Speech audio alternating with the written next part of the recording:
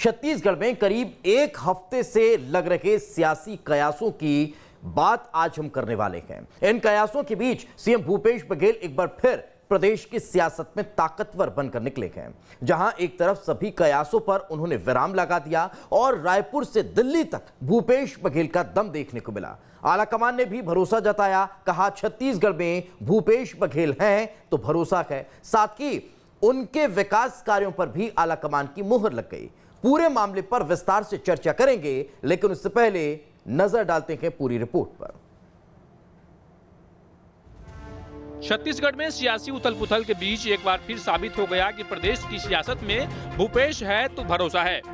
दिल्ली से दूसरी बार रायपुर पहुंचने पर सीएम भूपेश बघेल का भारी संख्या में समर्थकों ने स्वागत किया। एक हफ्ते तक रायपुर से दिल्ली तक चले सियासी उफान के बाद शनिवार को एक बार फिर बैठक हुई।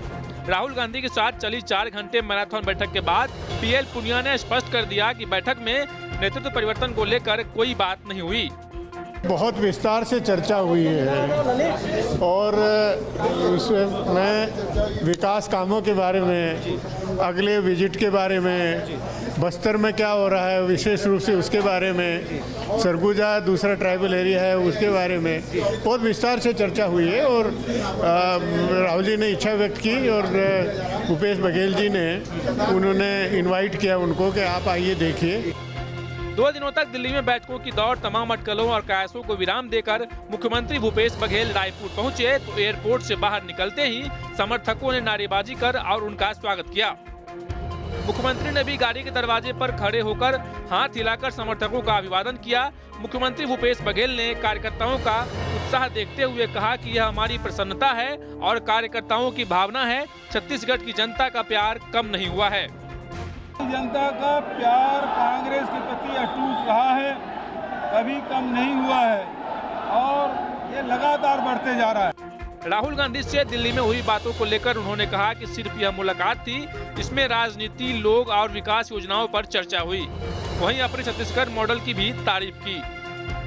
राहुल जी से बहुत विस्तार से बात हुई, दिल खोल के बात हुई, राजनीतिक चर्चा हुई, शासकीय योजनाओं के बारे में चर्चा हुई, विभिन्न वर्ग के लोगों के बारे में चर्चा हुई और फिर अंत में मैंने उसे निमंत्रण दिया कि आप छत्तीसगढ़ आइए, क्योंकि बहुत दिन हो गया।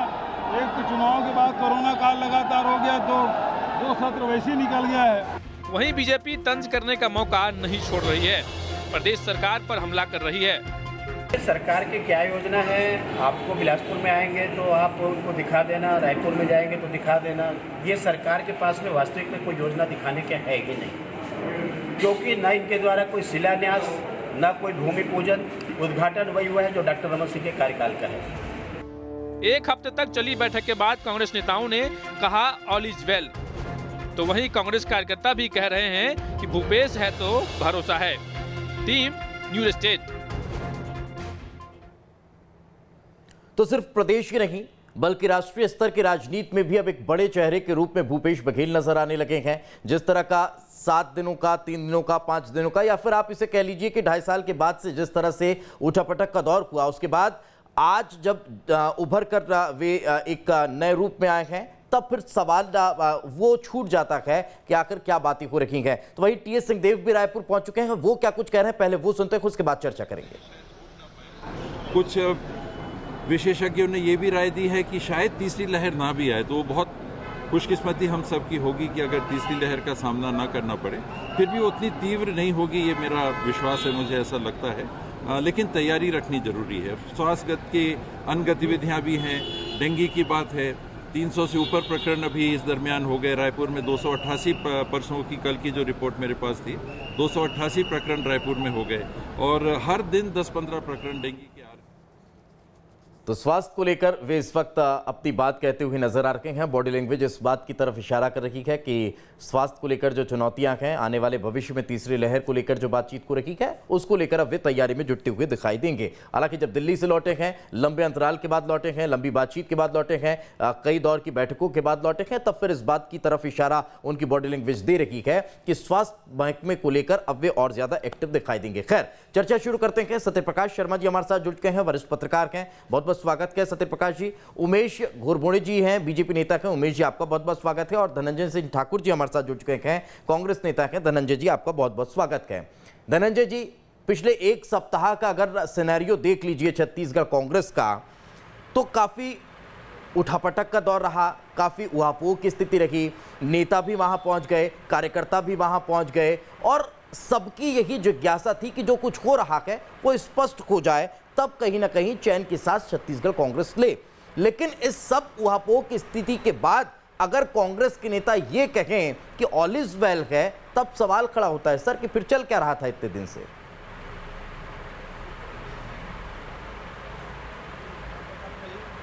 अफवाहों की स्थिति है, जो भी चीजें रही है ये मीडिया का एक अपना स्वभाव है, उसके हिसाब से मीडिया के द्वारा चलाया गया था। निश्चित तौर पर जो देखेंगे 1.5 साल के कोरोना काल का पीरियड चला है, उस दौरान लगातार जो छत्तीसगढ़ में माननीय मुख्यमंत्री भूपेश बघेल जी की सरकार ने जो कोरोना काल में जनता को राहत देने का काम किया है, उसके साथ साथ जो सरकार की योजनाएं, जो हमारे चुनावी एजेंडा था उसको पूरा करने का काम किया है। और जो हमारे जो विधायक हैं उनके विधानसभा क्षेत्र में जो सरकार की योजनाओं का लाभ जनता को मिला, चाहे राजीव गांधी किसान न्याय योजना की मैं बात कर लूं, चाहे गोधन न्याय योजना की बात कर लूं, एक हम अभी नई योजना जो शुरू करने जा रहे हैं, राजीव गांधी ग्रामीण भूमिहीन मजदूर किसान कृषि मजदूर न्याय योजना।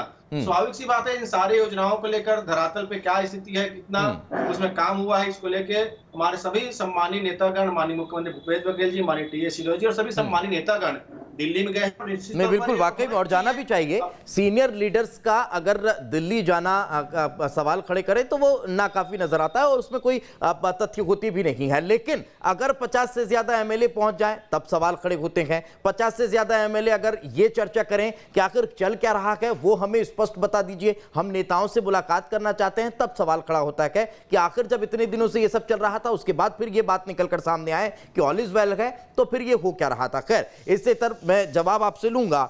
हमारे साथ धनंजय जी आप साथ में रहिए, उमेश जी भी मौजूद हैं। उमेश जी, राहुल गांधी अगर छत्तीसगढ़ आ रहे हैं कांग्रेस के सीनियर लीडर के रूप में, अगर वो आकर अपने पार्टी की सरकार की अगर योजनाओं को देखेंगे कि सरकार ने जो जो घोषणा पत्र में वादे किए थे वो पूरे हुए नहीं हुए, बीजेपी को क्या दिक्कत है? क्या बीजेपी को वाकई में नजर नहीं आ रहा है कि इन 4 सालों में कोई काम हुआ? देखिए, विकास के कार्यों के आधार पर अगर जाएंगे तो बीते 2.5-3 वर्षों के अंदर में इस प्रदेश के अंदर में एक भी विकास का कार्य जो कांग्रेस ने अपने बूते पर किया हो, कांग्रेस के मित्र बता दें। और जैसा कि आपने जिक्र किया, जिस प्रकार का बीते एक हफ्ते के अंदर में घटनाक्रम था और जिस प्रकार से कांग्रेस के नेता ऑल इज वेल की बात कर रहे हैं, तो क्या Rahul Gandhi ji all is well करने वाले हैं या फिर बिगाड़ा करने के लिए आ रहे हैं? यह तो उनके आने के बाद ही स्पष्ट हो जाएगा। इस दरमियान कुछ सवाल आते हैं। मुझको लगता है कि राहुल गांधी जी उन्हीं सवालों का जवाब टटोलने के लिए शायद यहाँ पर आ रहे हैं। आपको याद होगा 2 दिन पूर्व जब मुख्यमंत्री भूपेश बघेल जी इसी ऑल इज वेल के दौरे के दरमियान जब दिल्ली से लौटते हैं तो उन्होंने क्या बयान दिया था? उन्होंने कहा था कि जो लोग सरकार को अस्थिर करना चाह रहे हैं वो कभी सफल नहीं होंगे। तो वे कौन लोग हैं जो 3/4 बहुमत की सरकार को अस्थिर करना चाह रहे थे? यह मुख्यमंत्री भूपेश बघेल जी क्यों नहीं बताते हैं या राहुल गांधी जी क्यों नहीं बताते हैं? और उसके बाद फिर से उनको नहीं, तो कहीं ये इशारा विपक्ष पर तो नहीं था उमेश जी? छत्तीसगढ़, यह तो कांग्रेस के नेताओं को बताना चाहिए और स्पष्ट तौर पर अगर वो विपक्ष पे आरोप लगाना चाहते तो लगा दे। छत्तीसगढ़ की जनता समझ चुकी है कि उनका इशारा किस ओर था और जिस प्रकार से आज वो फिर लौटे हैं और जिस प्रकार से वो कह रहे हैं। नहीं, तो कहीं इससे आप नाखुश तो नहीं? जो पंजाब में हो रहा है, आप राह तक रखे हैं, कोई फैसला नहीं निकल पा रहा है। राजस्थान की राह आसान हो नहीं पा रही है। छत्तीसगढ़ में मसला समझ में आ रहा था लेकिन वो भी हाथ से निकल गया। इसकी वजह से नाखुश तो नहीं?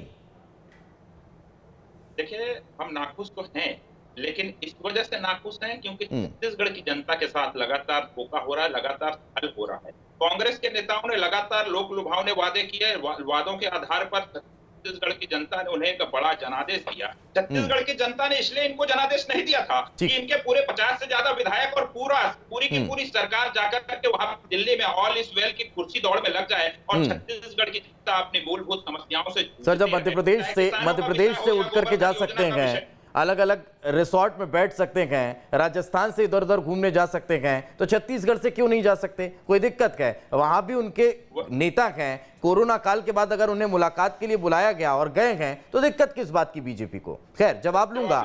जवाब ले लीजिएगा, दे दीजिए, संक्षेप में दे दीजिए। आपको सटीक जवाब दे दूंगा। अगर कांग्रेस के प्रदेश अध्यक्ष को वीडियो जारी करके अपील करने पड़े विधायकों से कि आप अनुशासनहीनता मत करिए, किसी को दिल्ली नहीं बुलाया गया है, अगर पीएल पुनिया साहब ट्वीट करके, जो इनके प्रभारी है, वो कहें कि किसी भी नेता को दिल्ली नहीं बुलाया गया है, उसके बाद भी बड़ी संख्या में विधायक और मंत्री और निगम मंडल के अध्यक्ष और महापौर अगर दिल्ली पहुंच जाते हैं, तो ये कांग्रेस का आंतरिक लोकतंत्र है जो फट करके आज बाहर निकल करके सामने आ गया है जनता के।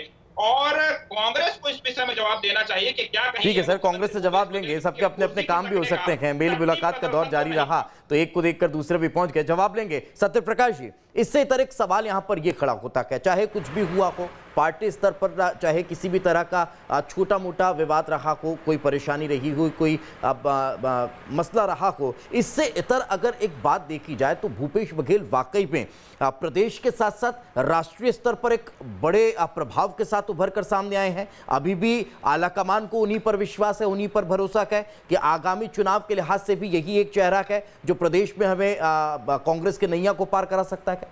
सत्यप्रकाश जी। जी दीपेश जी, बिल्कुल आप बिल्कुल सही कह रहे हैं। देखिए, पहली बात तो मैं यहाँ से शुरू करूँगा कि जब कुछ सुलगता है तभी धुआं होता है। तो सुलग तो रहा था, लेकिन इस सुलगन ने कहीं ना कहीं भूपेश जी को एक और बड़ा लीडर बना के उभारा है। जब भूपेश जी ने 2018 में एज सीएम की शपथ ली छत्तीसगढ़ के, उस समय ये कहीं नहीं था कि 2.5 साल ये रहेंगे, 2.5 साल ये रहेंगे, कांग्रेस में ऐसा कुछ नहीं था। लेकिन कांग्रेस के जो लोग हैं उनको एक चीज़ यहाँ सबक लेने की आवश्यकता है। क्या छत्तीसगढ़ को मध्य प्रदेश बनाना चाहते हैं? क्या छत्तीसगढ़ को पंजाब बनाना चाहते हैं? क्या छत्तीसगढ़ को राजस्थान बनाना चाहते हैं? क्योंकि ये ऐसे स्टेट हैं जहां पर कांग्रेस बहुत मजबूत है और पब्लिक इनको चाह रही है, पब्लिक इनको बिल्कुल चाहती है कि ये सत्ता में रहें। लेकिन कम से कम कांग्रेस के लीडर्स को यहाँ एक बड़ा सबक लेने की आवश्यकता है कि इनको यूनाइटेडली अपनी अपोजिशन पार्टी से कितना आगे फाइट करनी है, क्योंकि अगर ये लोग ऐसे आपस में लड़ते रहेंगे तो पार्टी कहाँ जाएगी। क्या मध्य प्रदेश ना बना दे छत्तीसगढ़ को? छत्तीसगढ़ में मेजोरिटी में, यानी ग्रांड मेजोरिटी में पार्टी जनता ने इनको वोट किया है, तो आप उसको धैर्य से उसको संभालिए। एक चीज मैं भूपेश बघेल की बहुत तारीफ करूंगा। भूपेश बघेल जी ने जो स्टेप लिए हैं सरकार चलाने में, उनकी केवल तारीफ कांग्रेस ने नहीं की या देश की पब्लिक ने नहीं की, बल्कि नरेंद्र मोदी लीड गवर्नमेंट ने भी उनकी हर मामले में तारीफ की है। कई बार तो आपने देखा होगा कि यहाँ की जो मॉडल है, जो गोधन न्याय योजना है, उस न्याय योजना की बीजेपी की सांसद ने एग्रीकल्चर जो एक कमेटी थी, उस कमेटी को वो हेड कर रहे थे, दक्षिण के हैं, उन्होंने तलक तारीफ की कि और उन्होंने रिकमेंड किया कि सेंटर को भी इस टाइप की स्कीम लाना चाहिए जिससे गाय भी बचेगी और लोगों को रोजगार भी मिलेगा। तो मैं कहना ये चाहूंगा कि भूपेश जी बहुत अच्छी गवर्नमेंट चला रहे हैं। ऐसी स्थिति में अगर कांग्रेस कुछ ऐसे स्टेप लेती है तो ये कहीं ना कहीं गलत है और वो कांग्रेस को नुकसान देगी। संगठनात्मक स्तर पर जो सवाल आपने किया तो वो वाकई में महत्वपूर्ण नजर आता है। सत्यप्रकाश जी, मैं जवाब लेने की कोशिश करता हूं धनंजय जी से। धनंजय जी, वाकई में ये सवाल गंभीर भी है और मौजूद भी नजर आता है। सत्ता के स्तर पर बहुत अच्छा प्रयास हो रहा है, बहुत अच्छा काम हो रहा है, जिसकी देश दुनिया में तारीफ हो रही है। छत्तीसगढ़ की योजनाओं का पूरे देश और दुनिया में डंका बज रहा है। लेकिन इससे इतर संगठनात्मक स्तर पर क्या कोई कमी आप महसूस करते हैं? अगर छोटे छोटे से मसले इतने बड़े स्तर पर उछल जाएंगे तब फिर क्या यह सवाल खड़ा नहीं होगा? धनंजय जी। देखिए दीपेश जी, मैंने पहले कहा ना तो सरकार में कोई मसला था, ना तो संगठन में कोई मसला है। और जो भी सारी चीजें आ रही हैं, देखेंगे माननीय मुख्यमंत्री भूपेश बघेल जी शपथ जब लेते हैं, शपथ लेने के तुरंत बाद जो आरएसएस और भाजपा से जुड़े जो लोग हैं, जिनको हमेशा सिगुफा छोड़ने की आदत है, जुमला छोड़ने की आदत है, आखिर ढिंढोरा किसने पीटा है? ढिंढोरा तो इनके द्वारा पीटा गया और कहीं ना कहीं इनके द्वारा ढिंढोरा पीटा गया था। जैसे हमेशा से बोलते आ रहे हैं कि कांग्रेस 70 साल कुछ नहीं की, कांग्रेस 70 साल में कुछ नहीं की, और आज जो केंद्र में बैठी नरेंद्र मोदी जी की सरकार है, वो कांग्रेस शासन काल में बने railway station, petrol pump, petroleum company और सरकारी कंपनियों को, नवरत्न कंपनियों को बेच रही है। तो भारतीय जनता पार्टी का एक अफवाह गैंग जो होता है उसमें काम कर रही थी। दूसरी बात, मैंने पहले कहा ना, छत्तीसगढ़ में माननीय मुख्यमंत्री भूपेश बघेल की सरकार पूरे देश की इकलौती सरकार है जो जनता से वादों को पूरा की है। 2.5 साल के कार्यकाल देखते हैं तो 36 बिंदु में जो वादा किए थे, 24 से अधिक बिंदुओं से वादा पूरा करने का हमारी सरकार ने किया है। एक ब्रांड बन के नहीं, हम उस पर तो सवाल ही खड़े नहीं कर रहे हैं ना धनंजय जी, उस पर तो कोई सवाल ही नहीं है। बेहतर काम को रहा है, बहुत अच्छा काम को रहा है, लेकिन संगठनात्मक स्तर पर अगर बात की जाए तो क्या आपको कमी महसूस नहीं होती है? अगर टीएस बाबा पर कोई आरोप लगता है, विधायक अगर पार्टी का आरोप लगा देता है, वो मसला अगर विधानसभा में उछलता है, उस पर वहां पर राजनीति होती है, आला कमान से कोई उस पर जवाब आता है, उसके बाद मामला धीरे धीरे शांत हो जाता है, क्या आपको ऐसा नहीं लगता संगठनात्मक स्तर पर कमरे में बैठकर जिस मसले को सुलझाया जा सकता था, वो प्रदेश के गंभीर मसले को सदन तक ले गया गया? ये तमाम जो चीजें हैं, क्या संगठनात्मक स्तर पर सवाल खड़े नहीं करती धनंजय जी? नहीं, मैंने पहले कहा ना, कांग्रेस छत्तीसगढ़ में मजबूत एक संगठन है और इस संगठन मजबूत है, हमारी सरकार मजबूती से काम कर रही, कहीं कोई मसला नहीं है, कहीं कोई सवाल नहीं है, कहीं कोई मतभेद नहीं है। तब फिर पीएल पुनिया साहब को क्यों ट्वीट करके अपने एमएलए को कहना पड़ा कि आपको दिल्ली नहीं बुलाया गया, आप छत्तीसगढ़ में रहिए?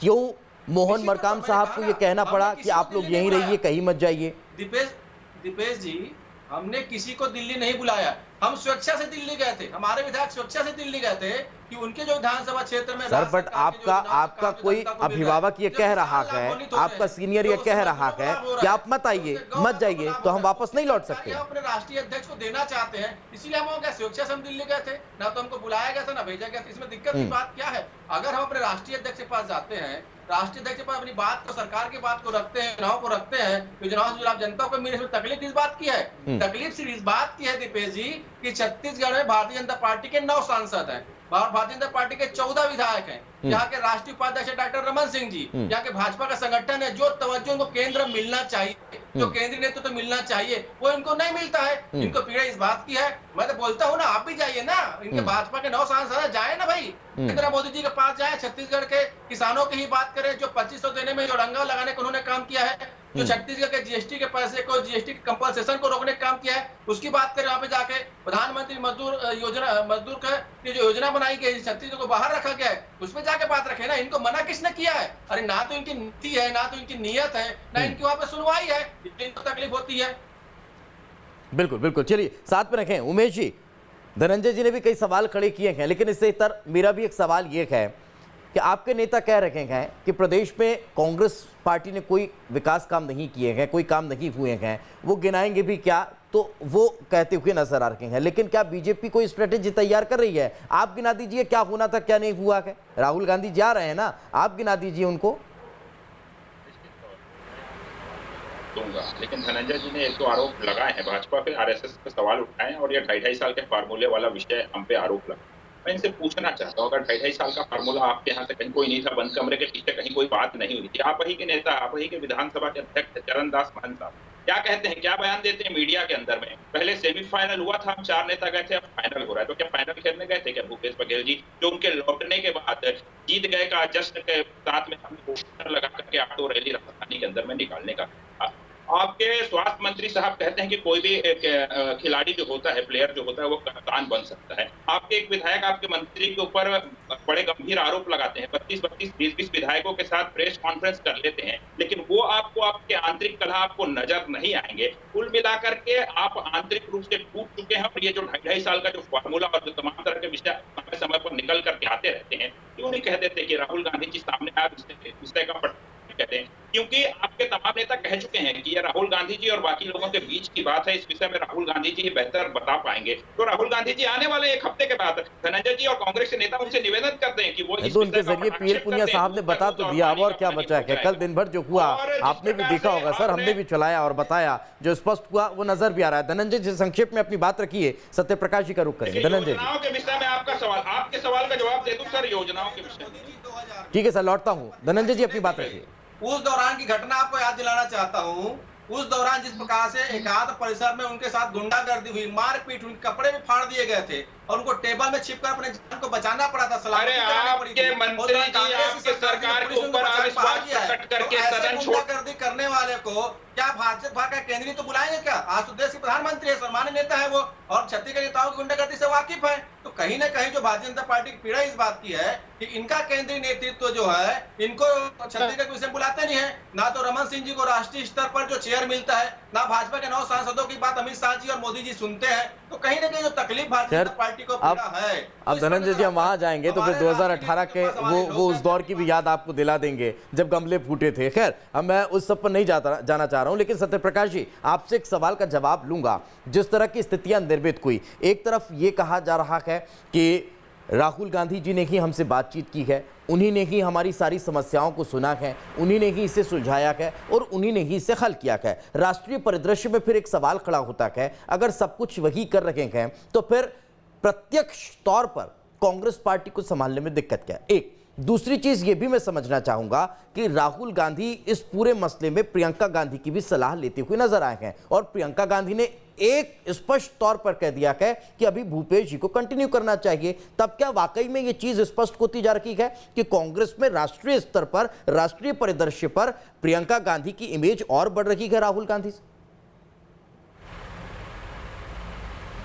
बिल्कुल बिल्कुल, आपका आकलन एकदम सही है। देखिए, आज जो कांग्रेस की इंटरिम प्रेसिडेंट हैं सोनिया जी का स्वास्थ्य इशू के कारण वो उतना एक्टिव मोड में नहीं है जितने की नेशनल प्रेसिडेंट कांग्रेस पार्टी के रहते हैं। लेकिन ये बात भी पक्की है कि राहुल जी के पास भी एज ए प्रेसिडेंट एक एक्सपीरियंस है, उनके पास बड़ा एक्सपीरियंस है। तो कहीं ना कहीं डिसीजन लेने में राहुल जी ही महत्वपूर्ण भूमिका निभाते हैं। लेकिन कुछ समय से ऐसा देखने में आ रहा है कि राहुल जी को एक बहुत महत्वपूर्ण सहयोगी के रूप में प्रियंका जी का साथ मिल रहा हो। जैसा कि आपने देखा होगा कि मध्य प्रदेश के इशू में, जब मध्य प्रदेश 2018 में आपने देखा होगा कि मध्य प्रदेश में ज्योतिरादित्य सिंधिया और कमलनाथ जी के बीच में जो द्वंद्व था कि इसमें कौन मुख्यमंत्री बनेगा, तो वो एक खबर सामने आई थी, आपको ध्यान होगा कि सोनिया राहुल को एक तरफ करते हुए प्रियंका गांधी ने इस कमलनाथ जी के नाम पर हाथ रखा था, जिसके कारण कमलनाथ जी को मध्य प्रदेश के मुख्यमंत्री की बागडोर संभालनी पड़ी थी। ये बड़ा डिसीजन प्रियंका जी द्वारा लिया गया। बिल्कुल, और वही कहीं ना कहीं अब होता हुआ भी दिखाई दिया है कि ये सब जो मसला हुआ उसमें ही कल खबर निकल कर सामने आई। मैं एक राजस्थान का आपको मैं राजस्थान का उदाहरण दे रहा हूँ। मैं राजस्थान का उदाहरण और दे रहा हूँ आपको। राजस्थान में जब सचिन पायलट के बीच में बहुत बड़ा टकराव हो गया, बहुत बड़ी दूरियां हो गई गहलोत जी के उनके बीच में, तो आपने देखा होगा कि उसमें जो मिडिलमैन की भूमिका अदा की वो कहीं ना कहीं प्रियंका जी ने ही की थी, जिसके कारण राजस्थान का जो डिस्प्यूट था वो शांत हुआ। लेकिन इंटरनली अभी भी वो है। तो मेरा कहने का मतलब है कांग्रेस को संगठनात्मक रूप से बिल्कुल वाकई में, और यही सबसे महत्वपूर्ण भी है और इसी का असर भी अब देखने को मिला है कि छत्तीसगढ़ की राजनीति में अगर कांग्रेस में जो उठापटक थी वो शांत होती नजर आ रही है। और अब जब राहुल गांधी पहुंचेंगे तब क्या होगा ये आने वाला वक्त बताएगा। बहुत बहुत शुक्रिया आप सभी का हमारे साथ चर्चा में जुड़ने के लिए।